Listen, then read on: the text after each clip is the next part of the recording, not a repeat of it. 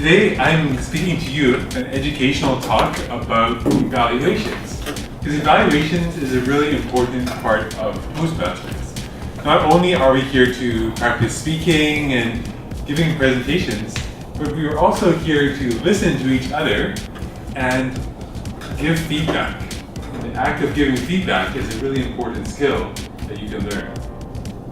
So one really important thing to do whenever you are giving an evaluation is to have a system or a method in place that you are following.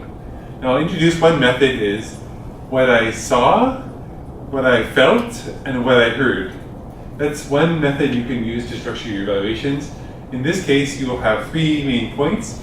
What you saw about the speaker, maybe their body language, the use of the stage, what you felt, so how did the speech affect you personally, and finally, what you heard, so what was their voice like, did they use filler words, that kind of thing. Another common approach to evaluation is the glove method. Now who here knows what the glove method is? Many of you, some, half the room. GLOVE is an acronym. I'll write up here so you can remember.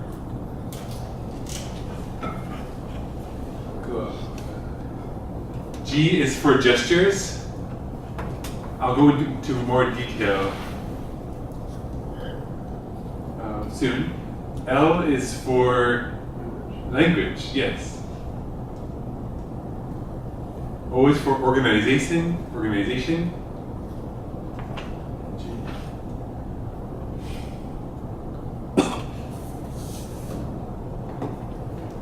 Use the G. Or GA. V is for vocal variety.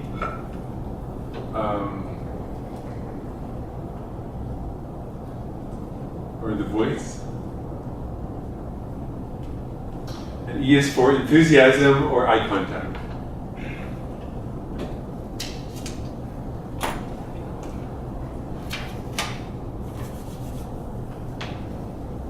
Okay, so about these are actually 5 really important parts of public speaking that if you can think of the GLOVE acronym, it's a lot easier to structure your evaluations and make sure that you are covering all the different important parts of your speaker's speech.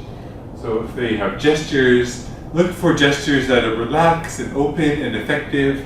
Things that are not like repetitive. If they're always doing this motion, then it gets repetitive. Or certain, like we talked last week about the T-Rex arms, like this.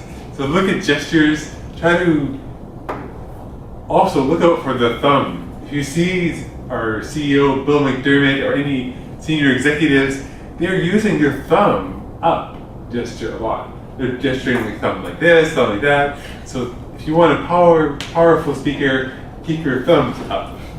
So gestures. For language is about which words do you choose in your speech. That's one thing we can use is the word of the day. So to give evaluations is a sustainable way to there you go. The language could also be in terms of knowing your audience. What kind of technical language does your audience understand? Is it appropriate to use buzzwords like Internet of Things or blockchain if your audience is a group of middle-aged bankers? Maybe they don't understand, or maybe they do. So think about who is your audience and what language are you using that will reach your audience.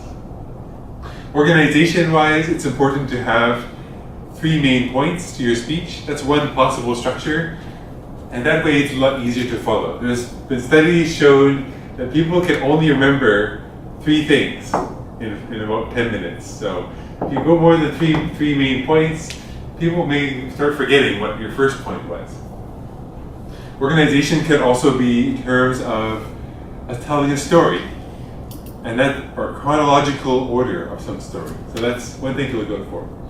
Vocal variety and voice, another big important part of Toastmasters is how do you speak? Do you have a really smooth flow of your language? Does it flow smoothly? Or are there sort of hiccups or bumps in the road? And variety also is in terms of the pitch So does your voice go high and low, and slow and fast, and the quality and tone of your voice as well. And finally, enthusiasm and eye contact. So now you've mastered glove, you can be looking out for those enthusiastic speakers who are smiling and connecting with their audience.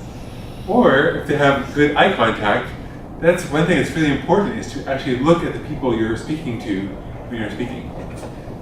So I've talked today about two different methods of evaluations: what I saw, what I felt, and what I heard, and also the glove method. And these are just two possible methods you can use to evaluate your speaker. But one thing to keep in mind, of course, is that in Toastmasters, we want to encourage each other to speak more. So it's always a good idea to follow up and end your evaluation on a positive note, saying something really important that the speaker did well. I would say to follow the sandwich method, say something good that the speaker did, then point out some point of improvement, and then finally end with something they did well. Because that by encouraging each other to come back to speak at Toastmasters, we'll all become much better speakers over time. Well, thank you very much. That wraps up my speech.